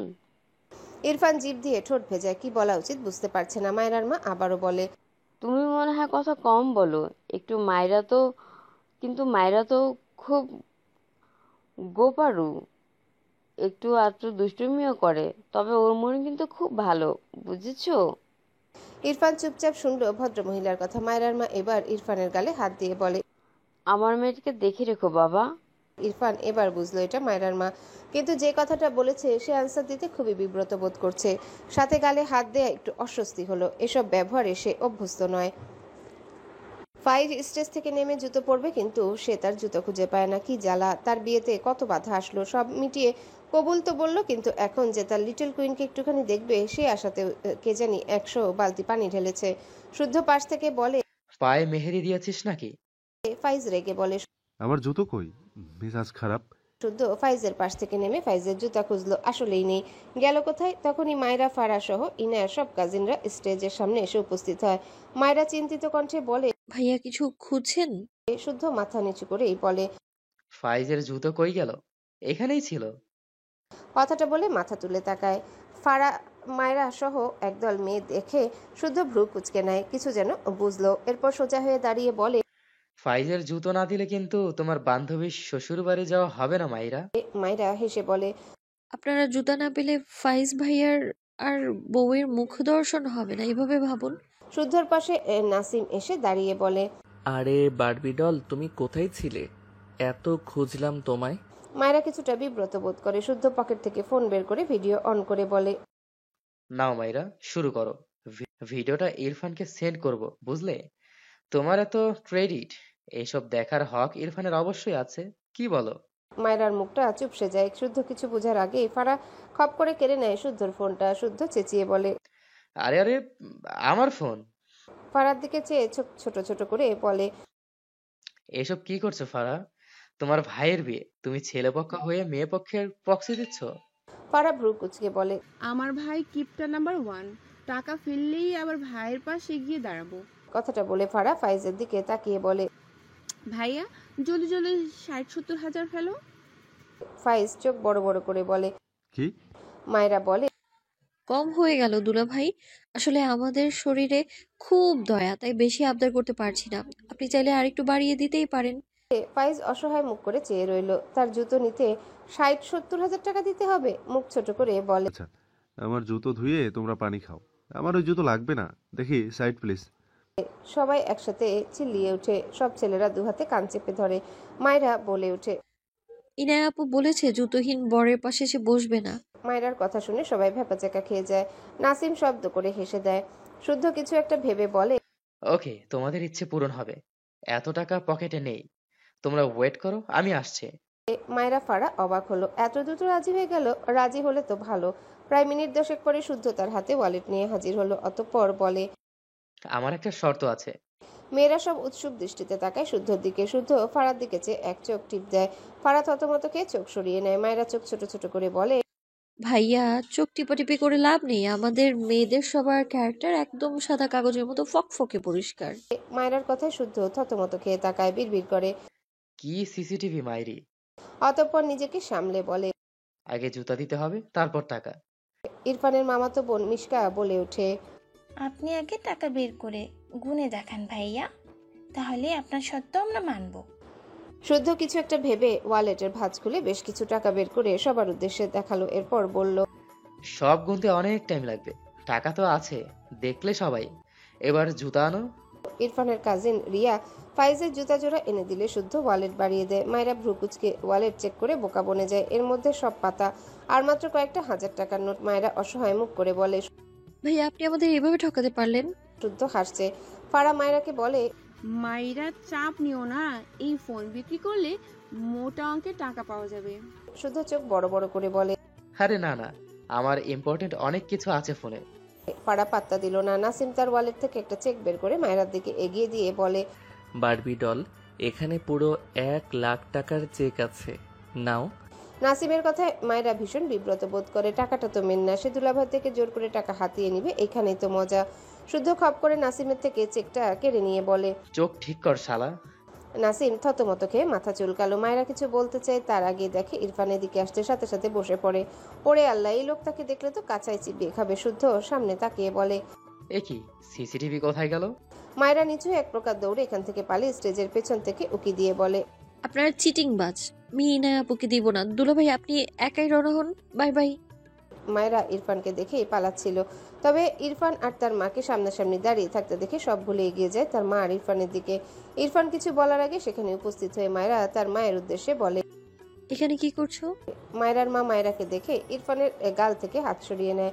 মায়েরার উদ্দেশ্যে কিছু বলার আগে ইরফান মায়েরার দিকে তাকিয়ে রেগে বলে, বাইরে বেরিয়েছো কেন স্টুপিড? মায়েরা আমতা আমতা করে বলে, আমি ঘর বন্দি হয়ে থাকতে পারবো না, তাই বাইরে ঘুরতে বেরিয়েছি। ইরফান রেগে যায়। এই স্টুপিড যে কথা শোনার পাত্রী নয় এটা তো সে জানে। রাগের মাথায় ভুলেই বসেছে মায়েরার মা এখানে দাঁড়ানো। মায়েরার গাল শক্ত করে চেপে দাঁতে দাঁত চেপে বলে, স্টুপিড গার্ল, থাপ্পড় দিয়ে সব দাঁত ফেলে দেবো তোমার। মায়েরার মা অবাক হয়ে তাকিয়ে আছেন। তিনি একটু আগে ছেলেটাকে কি সুন্দর করে বলল, আর এই ছেলেটা তার মেয়ের সাথে এমন করছে কেন? মায়েরা আর চোখে তার মায়ের দিকে তাকিয়ে বিড়বিড়িয়ে বলে, গাল ছাড়ুন, আমার মা আছে এখানে। ইরফান রেগে বলে, স্টুপিড, তোমার হাত পা ভেঙে ঘরে বসিয়ে রাখবো কিন্তু। মায়েরার মা বুঝতে পারছেন না তিনি কি করবেন বা বলবেন। যেমন বিব্রতকর অবস্থায় পড়েছেন তেমনি খারাপ লাগছে। তার মেয়ে কি এখানে ভালো নেই? কোথা থেকে ইরফানের বাবা এসে দাঁড়ায় ইরফানদের এখানে। ইরফানকে মায়েরার গাল চেপে ধরতে দেখে তারেক নেওয়াজ অবাক হয়ে বলেন, ইরফান কি করছো? বাবার কথা ইরফান মায়রার গাল ছেড়ে চোখ বুজে শ্বাস নেয়। এরপর কোনো দিকে না তাকিয়ে মায়রার হাত টেনে তার ঘরের দিকে নিয়ে যায়। মায়রা রীতিমতো পড়তে পড়তে নিজেকে সামলে নিচ্ছে, তবে ইরফানকে বাধা দিল না। আশেপাশে অনেক মানুষ উল্টাপাল্টা ভাববে সেই ভেবে নিজেকে দমিয়ে নিল। এদিকে পিছন থেকে মায়রার মা অবাক হয়ে মায়রার ইরফানের দিকে তাকিয়ে রইল। তারেক নেওয়াজ ছেলের কাজে অস্বস্তিতে পড়েছেন। মায়রার মা হঠাৎই বলে উঠলেন, ভাইজান, আমার মেয়ে কি ভালো আছে এখানে? মিথ্যে বলবেন না। ভালো না থাকলে এখানে কেন রাখবো বলুন? আমার মেয়েকে ভালো রাখতেই তো এখানে পাঠিয়েছি। তারেক নেওয়াজ গলা ঝেড়ে বলেন, আসলে আমার ছেলের মাথাটা একটু গরম, তাছাড়া মায়েরার খুব যত্ন করে। চিন্তা করবেন না, মায়েরা ভালো আছে এখন ওখানে। মায়রার মা চিন্তিত হলো। সত্যি কি ভালো আছে মায়রা? তার নিজেকে অপরাধী লাগে। তার প্রথম স্বামীর আমানতটুকুর খেয়াল সে রাখতে পারল না। তিনি এ ব্যাপারে তারেক নেওয়াজকে আর কিছু বললেন না। আমাকে ছাড়ুন। ইরফান মায়রাকে নিয়ে সোজা তার ঘরে যায়। রেগে বলে, বাইরে কেন গেলে? বলেছিলাম তো বাইরে বের হবে না। মায়রা অসহায় মুখ করে বলে, প্লিজ শুধু আজকে যাই, খুব ইম্পর্টেন্ট একটা কাজ আছে, আমাকে ভাগ দিব, আপনাকেও ভাগ দিব আমি। ইরফান ভ্রু কুচকে বলে, হোয়াট? কিসের ভাগ? মায়রা থতমত খেয়ে যায়। ভুলভাল বলে ফেলেছে। ইরফানের ফোনে কল আসে। ছেলেটা বিরক্ত হয়। এই বিচ্ছুকে দেখে রাখতে পারছে না কাজের জন্য, আর এই স্টুপিডটাও তার কথা শুনছে না। মায়রাকে ধমকে বলে, বাইরে গিয়েছিলে কেন? এখানে আটকে রেখে যাব। মায়রা মাথা নেড়ে বলে, না না প্লিজ, আমি ইনায়াপুর কাছে থাকবো, আমার ভাইয়ার কাছে যাব আমি। ইরফান শান্ত চোখে মায়রার দিকে তাকায়। দুপা এগিয়ে গিয়ে মায়রাকে ঘেঁষে দাঁড়ায়। এরপর মায়রার মুখে দুহাতে আজলে নিয়ে মৃদু স্বরে বলে, লিপস থেকে ওসব ওঠা। মায়রা ঢোক গিলে বলে, তাহলে বাইরে যেতে দিবেন? ইরফান মায়রার কথার উত্তর করল না। ঝড়ের গতিতে মায়রার ঠোঁট জোড়া আঁকড়ে ধরে। মায়রা ইরফানকে ঠেলে সরিয়ে দিতে চায়। এই লোকের প্রবলেম কি? উফ, আজ সারাটা দিন জ্বালিয়ে খেলো। ইরফানের মামাতো বোন তামান্না ইরফানের ঘরের দিকে মায়রাকে ডাকতে ডাকতে আসে। মায়রা ইরফানকে ঠেলে সরিয়ে দিতে চায়। ইরফান বিরক্ত হয়ে শব্দ করে একটা চুমু খেয়ে মায়রাকে ছেড়ে দেয়। মায়রা গুটিসুটি মেরে ইরফানের বুকে সিটিয়ে দাঁড়ায়, যেন তামান্না তাকে দেখলে আজ সে শেষ। তামান্না ঘরের দরজায় দাঁড়িয়ে ইরফানকে উল্টো ঘুরে দাঁড়িয়ে থাকতে দেখে বলে, ইরফান ভাই মাইরাকে দেখেছে? ইরফান চোখ নামিয়ে মায়রাকে একবার পরখ করে ডান হাতের বুড়ো আঙ্গুল দ্বারা তার ঠোঁট মুছে গম্ভীর গলায় বলে, ডোন্ট নো। তামান্না যেতে গিয়েও মায়রাকে যেন নজরে পড়ল। নিচের দিকে চোখ পড়লে মায়রার লেহেঙ্গা দেখে বলে, মাইরা তো এখানেই, মিথ্যে বলছো কেন? এই মাইরা আসো, আমরা সবাই তোমার জন্য বসে আছি। মায়রার কেঁদে দেওয়ার মতো অবস্থা। ইরফান বিরক্ত হয়ে বলে, don't disturb me, just leave. Tamanna বলে, ইরফান ভাই তোমাকে ডিস্টার্ব করব না, মাইরাকে দাও, শুদ্ধ ভাইয়া টাকা দিয়েছে। ইরফান চরম বিরক্ত হয়। মায়রা নিজেই ইরফানের আড়াল থেকে সরে দাঁড়িয়ে মিনমিন করে বলে, আপু তুমি যাও, আমি আসছি। তামান্না চোখ ছোট ছোট করে মায়রার দিকে তাকিয়ে বলে, মাইরা তুমি কি অসুস্থ? মায়রা কি বলবে বোঝে না। অসুস্থই তো সে। অসভ্য লোকটা তাকে অসুস্থ বানিয়ে দিচ্ছে। রাগ লাগলো তার। জীবনটা পুরো কি বানিয়ে দিয়েছে। উফ। তামান্নার উদ্দেশ্যে মিনমিন করে বলে, না আপু আসছি আমি। তামান্না চলে যায়। ইরফান রেগে বলে, কোথায় যাবে তুমি? মায়রাও রেগে বলে, উগান্ডায়, অসভ্য লোক। ইরফান রেগে তাকায়, দাঁতে দাঁত চেপে বলে, স্টুপিড, আমাকে রাগ দেখালে থাপ্পড় দিয়ে সব দাঁত ফেলে দেবো তোমার। মায়রা ধূপধাপ পা ফেলে বাইরে যেতে নিলে ইরফান মায়রার হাত টেনে তার সামনে এনে দাঁড় করিয়ে মায়রার ঠোঁট জোড়ায় দৃষ্টি রেখে বলে, এটা উঠাতে দাও। মায়রা চোখ বড় বড় দ্রুত তার হাত চেপে ধরে। ইরফান রেগে বলে, স্টুপিড, হোয়াট হ্যাপেন? মায়রার কান্না পাচ্ছে। এই লোকটা চেয়ে রাক্ষসও ভালো আছে। ইরফান মায়রার হাত টেনে সরিয়ে দিলে মায়রা মাথা নিচু করে চেঁচিয়ে বলে, অসভ্য লোক, আমাকে আপনার সরকারি লাগে, ছাড়ুন বলছি। ইরফান বিরক্ত কণ্ঠে বলে, no, your leaves my personal chocolate, so don't disturb me. Myra আগের চেয়েও জোরে চেঁচিয়ে ওঠে। ইরফান বিরক্ত চোখে চেয়ে আছে মায়রার দিকে। মায়রা ঢোক গিলে বলে, এইভাবে উঠবে না, আমি উঠিয়ে নিচ্ছি, সরুন। ইরফান ভ্রু কুচকে বলে, আই ক্যান, আর একটু সময় লাগছে, দ্যাটস ইট। মায়রা দ্রুত ওয়াশরুমের দিকে যায়। ইরফান ধরতে গিয়েও পারল না। মায়রা এক প্রকার দৌড়ে ওয়াশরুমে গিয়ে ঠাস করে দরজা লাগিয়ে দিল। আয়নার সামনে দাঁড়িয়ে লিপস্টিক তুলে ফেললো। এরপর আয়নায় নিজের প্রতিবিম্বের দিকে তাকিয়ে নিজের দুহাতে হিজাবের উপর দিয়ে তার দুই কান জোরে চিমটি দিয়ে ধরে বিড়বিড় করে, এই দেহে প্রাণ থাকতে আর লিপস্টিক দিব না। অনেকক্ষণ পরেও যখন মায়রা ওয়াশরুম থেকে বের হয় না, ইরফান রেগে বলে, স্টুপিড, এক্ষুনি বের না হলে দরজা ভেঙে ভেতরে ঢুকবো কিন্তু। তখনই মায়রা খট করে দরজা খুলে বের হয়। ইরফান মায়রার দিকে রেগে তাকায়। মায়রা মিনমিন করে বলে, বের হয়েছি, এবার আপনি যান। ইরফান মায়রার হাত ধরে টেনে তার সামনে দাঁড় করায়। মায়রার ভেজা ঠোঁট জোড়ায় তীক্ষ্ণ চোখে চেয়ে মৃদু স্বরে বলে, নাও পারফেক্ট। কথাটা বলে টুপ করে মায়রার ভেজা ঠোঁটে একটা শুকনো চুমু খেয়ে ফেলে। মায়রা কটমট দৃষ্টিতে ইরফানের দিকে তাকায়। এই লোকটার প্রবলেমটা ঠিক কোন জায়গায়? তাকে একটু নিঃশ্বাসও নিতে দেয় না ইরফান। মায়রার দৃষ্টি পাত্তা দিল না। মায়রা থেকে দূরে সরে দাঁড়িয়ে গম্ভীর গলায় বলে, সব খুলে ফেলো, আর বাড়ি যেতে পারবে না, ইটস ফাইনাল। কথাটা বলে ড্রয়ার থেকে তার রুমের দরজায় চাবি নিয়ে গটগট পায়ে বেরিয়ে যায়। যাওয়ার আগে শব্দ করে দরজা লাগাতে ভোলেনি। মায়রা পিছু পিছু যেতে যেতে বলে, আমি যেতে চাই প্লিজ, আর বাইরে যাব না। কে শুনে কার কথা? ইরফান এবার তার ঘরের দরজা বাইরে থেকে লক করে দিয়ে গিয়েছে। যেটার চাবি সে তার পকেটে রেখেছে, সে ছাড়া এই দরজা এবার কেউ খুলতে পারবে না। মায়রা দরজা ধরে টানলো, খুলতে পারলো না। বুঝলো ওপাশ থেকে লাগিয়ে দেওয়া হয়েছে। তার ভীষণ খারাপ লাগলো। কতক্ষণ এখানে বন্দি হয়ে বসে থাকবে? এখন তো ইনায়া আপু চলে যাবে, আর ইনায়াপুর কাছে তার ছোট ভাইটা আছে। ঘাড় বাঁকিয়ে দেয়াল ঘড়িতে নজর দেয়। ঘড়ির কাঁটায় রাত 8টা বেজে 5 মিনিট। মায়রা অসহায় হয়ে বেডের উপর গিয়ে বসলো। অপেক্ষা করতে লাগলো কখন দরজা খুলবে।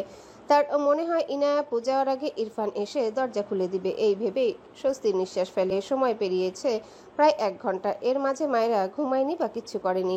এত সময় শুধু বসে বসে সময় পার করলো। ইরফান আসলো না। হঠাৎই দরজার ওপাশে তার ভাইয়ের কণ্ঠ পায়। মায়রা বেড থেকে নেমে দৌড়ে দরজার কাছে যায়। দরজায় থাপ্পড় দিয়ে বলে, সোনা ভাইয়া, কাউকে ডেকে এই দরজা খুলে দিতে বলতো। লাবিব দরজার ওপাশে দাঁড়িয়ে পড়ে। তার বোনের গলা পেয়ে ডেকে ওঠে, আপু তুমি কোথায়? মায়রা এপাশ থেকে বলে, ভাইয়া আমি ঘরের ভেতর, কাউকে ডেকে আন যা, তাহলে দরজা খুলে দিবে। লাবিব বুঝলো না মায়রার কথা। সে তার ছোট হাতে দরজায় থাপ্পড় দেয় আর অনবরত তার বোনকে ডাকে, আপু আমাকে করে নাও, আপু আমি চকলেট চেট। মায়রার খারাপ লাগছে। সে কি করবে বুঝতে পারে না। তার ভাই এখানে একা কেন? লাবিব দরজায় থাপ্পড় দিতে দিতে কেঁদে দেয়। কান্না মাখা গলায় বলে, আপু আমাকে করে নাও, আপু আসো। মায়রার কান্না পাচ্ছে। তার ভাই তার কাছে আসার জন্য কাঁদছে, অথচ সে নিতে পারছে না। অসহায় কণ্ঠে বলে, ভাইয়া আপুই ঘরের ভেতর, কাউকে বল তাহলে দরজাটা খুলে দিবে। লাবিব তার বোনের কথা শুনে না। কাঁদতে কাঁদতে আবারও ডাকে, আপু আমাকে করে নাও, তুমি চকলেট চকলেট দাও, আপু খাবো, আপু আসো। মায়েরা অসহায় চোখে দরজার সাথে হেলান দিয়ে দাঁড়িয়ে থাকে। ইরফানের উপর ভীষণ রাগ হচ্ছে। সে তো বললো আর বাইরে যাবে না। লাবিব বোনের দেখা না পেয়ে ঠোঁট উল্টে কাঁদতে কাঁদতে সামনের দিকে যায়। ইরফানের মামি লাবিবকে একা একা কাঁদতে দেখে কোলে নেয়। মায়েরার ভাই এটা তিনি চেনেন। লাবিব ভদ্রমহিলার কোলে উঠে কাঁদতে কাঁদতে বলে, আপু আসো না আমার কাছে, আপু যাবো, আপু করে উঠবো। ইরফানের মামি লাবিবের গাল মুছে দিয়ে এদিক ওদিক তাকিয়ে বলে, তোমার আপুই যে কোথায় বাবা, দেখিনি তো, কান্না করে না, আপুই চলে আসবে বাবা। লাবিব ভদ্রমহিলার কাঁধে মাথা রেখে নিঃশব্দে চোখের পানি ফেলে। তার আপুই আবার কোথায় হারালো? এদিকে মায়েরা লাবিবের সাড়া না পেয়ে ভয় পায়। বিয়ে বাড়িতে কোথা থেকে কত মানুষ এসেছে, বাচ্চা ছেলেটা যদি হারিয়ে যায় ভাবতে এই গলা শুকিয়ে আসলো। কান পেতে শোনার চেষ্টা করলো লাবিবের গলা শোনা যায় কিনা। না, মনে হচ্ছে ত্রিসীমানায় নেই। মায়েরার কান্না পায়। তার ভাই কোথায় গেল? মায়েরা গলা চড়িয়ে ডাকে, লাবিব ভাইয়া আছিস? কোনো সাড়া পায় না। তার এবার চিন্তায় মাথা ফেটে যাচ্ছে। তামান্না মায়েরাকে না পেয়ে আবারও ইরফানের ঘরের সামনে এসে দেখলো দরজা আটকানো। মায়েরা লাবিবকে আবারও ডাকে। তামান্না বাইরে দাঁড়িয়ে বলে, মাইরা তুমি ভেতরে কেন? মায়েরা দ্রুত বলে, আপু দরজাটা খুলে দাও প্লিজ, তোমার ভাই আমায় আটকে রেখে গিয়েছে। তামান্না লক ঘুরিয়ে চেষ্টা করলো, খুলছে না। প্রায় অনেকক্ষণ চেষ্টা করেও যখন পারলো না, তখন হতাশার সুরে বলে, মাইরা ইরফান ভাই হয়তো এটা লক করে দিয়েছে, চাবি ছাড়া খুলবে না। মায়েরা নিস্তেজ গলায় বলে, ও আচ্ছা আপু। তার চোখ থেকে সত্যি সত্যি দুফোঁটা পানি গড়িয়ে পড়লো। তার ছোট ভাইটাকে কতদিন পর দেখলো। একটুর জন্য তাকে রেখে বাইরে গিয়েছিল, আবার এসে নিত, কিন্তু তার হলো না। মায়েরা তামান্নাকে জিজ্ঞাসা করে, আপু লাবিবকে দেখেছো? হ্যাঁ, তোমার কোলে উঠবে বলে কাজ ছিল, আর আম্মুর কোলে দেখলাম। তুমি একটু দাঁড়াও মাইরা, আমি ইরফান ভাইয়ের থেকে চাবি আনছি। মায়েরা লাবিবের কথাটা শুনে স্বস্তির নিঃশ্বাস ফেললো। আর কিছু বলল না। চুপ করে গিয়ে বেডের উপর পা তুলে বসলো। হাঁটুতে মাথা ঠেকিয়ে রাখলো। কেন যেন তার কান্না পাচ্ছে খুব। কিছুক্ষণের মাঝে চোখের কোণ ঘেঁষে কয়েক ফোঁটা পানি গড়িয়ে পড়ে। লাবিবকে তার মা কোলে নিয়েছে। এখন তারা গ্রামের উদ্দেশ্যে রওনা হবে। লাবিব কাঁদছে গুনগুন করে। ইরফানের ছোট ফুপি লাবিবের মাথায় হাত বুলিয়ে বলে, কান্না করে না বাবা। লাবিব তার মায়ের গলা জড়িয়ে গলায় মুখ গুজে রেখে ফুপিয়ে কাঁদে। বিড়বিড়িয়ে বলে, আমি আপুই যাবো, আপু করে যাবো, আপু কোথায়? মায়েরার মা বারবার চোখ ঘুরে এদিক ওদিক তাকায়, মেয়েটাকে আর একটা বারের জন্য দেখলো না। ভদ্রমহিলা চাতক পাখির ন্যায় মেয়েটাকে একটিবার দেখতে চান। তার উপর খুব অভিমান জমেছে। সে কি আসলেই ভালো মা হতে পারেনি? মায়রার বলা সৎমা শব্দটা কানে বাজলে এখনো কেন যেন সূর্যের ন্যায় বুকে বিঁধল। ছেলেটাকে জড়িয়ে নিল। তার ছেলেটাকে মায়েরা খুব ভালোবাসে। যাওয়ার আগে তার ছেলেকে একটিবার দেখতে আসলো না। মেয়েটা তার প্রতি এত অভিমান। গ্রামে গিয়েও একটাবার তাদের বাড়ি যায়নি। ভদ্রমহিলা দীর্ঘশ্বাস ফেলল। তার স্বামী বাইরে অপেক্ষা করছেন। দেরি করলেন তো অনেক সময়। মেয়ের দেখা পেলেন না। ইরফানের মা সহ ফুপিদের জিজ্ঞাসা করলো, কেউ বলতে পারলো না। আর দেরি করলেন না। এমনিতে অনেক রাত হয়েছে, গ্রামে পৌঁছাতে হবে। আরো দেরি করলে তার স্বামী তাকে আস্ত রাখবে না। দীর্ঘশ্বাস ফেলে সবার থেকে বিদায় নিয়ে বাইরের দিকে পা বাড়ালেন। লাবিব হঠাৎই শব্দ করে কেঁদে দেয়। বাচ্চা ছেলেটি বোধহয় বুঝলো সে তার আপুইকে দেখতে পাবে না, আর তার আপুই এর কোলে উঠতে পারবে না। কেঁদে কেঁদে বলে, মা, আব্বু যাবো, আব্বু আপুর কোলে উঠবো, আমাকে আপুকে নিয়ে চলো। মায়রার মায়ের চোখে কোণে পানি। এই বাচ্চাটাকে তার সামলাতে এখন খুব কষ্ট হয়। তার আপুই এর অভাব পূরণ করতে পারে না। আজ কতদিন পর তার বাচ্চা তার আপুইকে পেয়ে কত খুশি হয়েছিল। আবার তাকে না দেখতে পেয়ে কাঁদছে। লাবিব তার মায়ের মুখ ঠেলে কাঁদতে কাঁদতে বলে, আপুকে যে নিয়ে চলো, আপুই আম্মু, আপুই কোথায়? আপুই দুধু চলে যায় আমাকে চলে। বাইরে গেলে লাবিবের বাবা লাবিবকে কোলে নেয়, মাথায় হাত বুলিয়ে সান্ত্বনা দেয়। বিরক্ত হয় খানিক। এই মেয়ের মাঝে কি পায় কে জানে। তার ছেলে হয়ে অন্যের মেয়ের প্রতি এত দরদ আসে কোথা থেকে? লাবিব কাঁদতে কাঁদতে ক্লান্ত হয়ে এক পর্যায়ে ঘুমু ঘুমু ভাব ধরা দেয় তার চোখে। বাবার কাছে মাথা রেখে চোখ বুজে বিড়বিড় করে, আপুই পোতা, আমাকে কোলে নেয় না, তুমি দেয় না আমায়, আমার সামনে আসে না পোতা আপুয়ে। বিড়বিড় করতে করতেই কান্না মাখা ক্লান্তি চোখ জোড়ায় ঘুম এসে ভিড় করে। কিছুক্ষণের মাঝে ঘুমিয়ে যায় বাচ্চা ছেলেটি তার আপুয়ের জন্য কাঁদতে কাঁদতে। ইরফান দরজা খুলে তার ঘরে প্রবেশ করে। দরজা খোলার শব্দ পেয়ে মায়রা মাথা তুলে তাকায়। ইরফান মায়রার দিকে এগিয়ে যায়। মায়রা দ্রুত বেড থেকে নেমে দাঁড়ায়। ইরফানের দিকে একবার তাকায়, অভিমান অভিযোগে দ্রুত চোখ সরিয়ে নেয়। ইরফানকে পাশ কাটিয়ে বাইরে যায়। ইরফান ভ্রু কুচকালো। মায়রার পিছু পিছু যায় আর বলে, স্টুপিড, এবার দৌড়াচ্ছ কেন? মায়রা ইরফানের কথা শুনল না। এক প্রকার দৌড়ে সিঁড়ি বেয়ে নিচে নামে। কয়েকবার পড়তে পড়তে বেঁচে গিয়েছে। ইরফান পিছন থেকে ধমকায়, তবে নিচে নামলো না। ওপর থেকে দাঁড়িয়ে মায়রার কর্মকাণ্ড দেখতে লাগলো। মায়রা আশেপাশে কাউকে যেন খুঁজছে। দুহাতে চোখ মুছে নেয়। তার শাশুড়ি রুমা নেওয়াজকে দেখে জিজ্ঞাসা করে, মা, আমার ছোট ভাই লাবিব কোথায়? রুমা নেওয়াজ বললেন, তুমি কোথায় ছিলে এতক্ষণ? বাচ্চাটা তোমার জন্য কাঁদলো দেখলাম। গ্রামে চলে গিয়েছে তারা। মায়রা মন খারাপ নিয়ে ছোট করে বলে, ও আচ্ছা। মায়রা মাথা নিচু করে নেয়। চোখের কোণে পানি। তার কলিজা ফেটে যাচ্ছে। তার ভাই যে তার কোলে উঠতে চাইলো সে নিতে পারলো না। তার কাছে চকলেট চেয়েছিল, সে দিতে পারলো না। তাকে দেখতে না পেয়ে কাঁদতে কাঁদতে গ্রামের উদ্দেশ্যে রওনা দিয়েছে। ভাবতেই কেন যেন শব্দ করে কাঁদতে ইচ্ছা করলো। কতদিন পর তার ভাইটাকে পেয়েছিল, অথচ সে এসে কেঁদে চলে গেল। কান্নাগুলো গিলে নিল। মাথা নিচু করেই ডান হাতের কনিষ্ঠ আঙ্গুল দ্বারা চোখ মুছে নিল। এরপর ধীর পায়ে ইনায়ার ঘরের দিকে যায়। ইনায়া তার ঘরেই বসেছিল মন খারাপ করে। তার চোখ ভেজা। এই বাড়ি ছাড়া থাকতে হবে ভাবলেই কেমন দম বন্ধ লাগছে মেয়েটার। ছোট থেকে 2-3 দিনের জন্য খালা মামা বাড়ি ঘুরতে যাওয়া ছাড়া আর কোথাও যায়নি। আজ সেখানে একেবারে চলে যেতে হবে ভাবলেই এই দুঃখরা ঘিরে ধরছে। মায়রাকে দেখে ইনায়া ভেজা চোখে মায়রার দিকে তাকায়। মায়রা চুপ করে ইনায়ার পাশে বসে ইনায়াকে জড়িয়ে ধরলো। এই বাড়িতে তারেক নেওয়াজের পর এই আপুটাই তাকে খুব ভালোবাসে, তার বান্ধবীর মতো। সেও চলে যাচ্ছে ভাবতেই মায়রা নিঃশব্দে চোখের পানি ফেলে। তার ভাইয়ের কথাটাও মনে পড়ে। মায়রার চোখ থেকে টুপটুপ করে পানি গড়িয়ে পড়ে। কিছুক্ষণ পর মায়রাকে ইনায়া ছেড়ে ইনায়ার গালে হাত দিয়ে বলে, আপু, তুমি কিন্তু শ্বশুরবাড়ি গিয়ে আমায় ভুলে যাবে না। আমাকে ভুলে গেলে তোমার জামাইকে সিন্ধুকে আটকে রেখে তোমাকে এইখানে এনে আবারও আমাকে মনে করিয়ে দেব। ইনায়া কান্নামাখা চোখেই হেসে ফেলে। অতঃপর বলে, তুমি আমাকে ভুলে গেলে কি হবে? মায়রা দুহাতে চোখ মুছে বলে, মায়েরা কাউকে ভুলে যায় না, বুঝলে? No tension. এরপর ইনায়ার সাথে টুকটাক কথা বলে মায়রা বেরিয়ে আসে। ইনায়ার কিছুক্ষণ পর চলে যাবে। মায়রার খারাপ লাগছে। সে চুপচাপ ইরফানের ঘরে এসে দেখলো ইরফান ঘরে নেই। মায়রা বেডের এক কোনায় গিয়ে বসে। দুহাত টুতে মুখ গুজে ফুপিয়ে ওঠে। তার ভাইয়ের কথা মনে পড়ছে। যতবার ভাবছে তার কোলে ওঠার জন্য কেঁদেছে, ততবারই তার বাচ্চাদের মতো কাঁদতে ইচ্ছা করছে। তার মাকেও তো দেখতে পারলো না, আবার কখনো দেখা হবে কিনা। নিঃশব্দে চোখের পানি ফেলে। ইরফান শাওয়ার নিয়ে ওয়াশরুম থেকে বেরিয়ে মায়রাকে বেডের উপর বসে থাকতে দেখে অবাক হয়। তীক্ষ্ণ চোখে চেয়ে রইল খানিক মায়রার পানে। মায়রা একটু পরপর যেন কেঁপে উঠছে। ইরফান এগিয়ে এসে মায়রার পাশে দাঁড়ায়। গম্ভীর গলায় জিজ্ঞাসা করে, হোয়াট হ্যাপেন? মায়রা মাথা তুলল না। একমাত্র এই লোকটার জন্যই তার ছোট ভাইটা কেঁদে কেটে চলে গিয়েছে। জীবনেও কথা বলবে না সে এই লোকটার সাথে। ইরফান মায়েরার কোনো রেসপন্স না পেয়ে আবারও ডাকে, নো রেসপন্স। ইরফান রেগে যাচ্ছে, এইটুকু মেয়ে তাকে ইগনোর করছে, দাঁতে দাঁত চেপে বলে, হেই স্টুপিড, কি প্রবলেম? Speak up. মায়েরা সেভাবেই বসে থাকলো। ইরফান ঝটকা মেরে মায়েরাকে টেনে তুলে, মায়েরা চোখ বন্ধ, কেঁদে কেটে মুখের অবস্থা যাতা করে ফেলেছে। ইরফান বিস্ময় দৃষ্টিতে তাকায় মায়েরার মুখ পানে। মায়েরা ধীরে ধীরে চোখ মেলে তাকায়, কাঁদতে কাঁদতে চোখ দুটো লাল করে ফেলেছে। ইরফান কথা বলার ভাষা হারায়। মেয়েটা এভাবে কাঁদছে কেন? দ্রুত মায়েরার মুখ দু হাতের মাঝে নিয়ে বিচলিত কণ্ঠে জিজ্ঞাসা করে, কি হয়েছে, কাঁদছো কেন? মায়েরা ইরফানের দিকে চুপ করে তাকিয়ে থাকলো, চোখ থেকে আবারও পানি গড়িয়ে পড়ে। ইরফান তার খসখসে হাতে মায়েরার নরম গাল মুছে দেয়, আবারও নরম গলায় জিজ্ঞাসা করে, ব্যথা পেয়েছো কোথাও? কেউ কিছু বলেছে? মায়েরা এবারও কিছু বলল না। ইরফান ব্যস্ত হাতে মায়েরার হিজাব খুলে পাশে রাখে, এরপর মায়েরার গালে হাত দিয়ে কণ্ঠ নমনীয়তা ঢেলে বলল, কাঁদছো কেন stupid girl? Tell me what happen, I will fix everything. মায়েরার এত রাগ লাগছে এই লোকটার উপর, তাকে আর তার ভাইকে কাঁদিয়ে এখন এসেছে সব ঠিক করতে। সহ্যই হচ্ছে না এই লোকটাকে। মায়ের উপর অভিমানের মাত্রা গাঢ় হয়। তাকে বাড়ি থেকে তাড়িয়ে দিয়েছে, ভালো কথা। এই দুনিয়ায় কি একটা ভালো মানুষ ছিল না, যার মনে অন্তত একটু দয়া মায়া আছে? এই লোকটার গলাতেই তাকে ঝুলিয়ে দিতে হলো।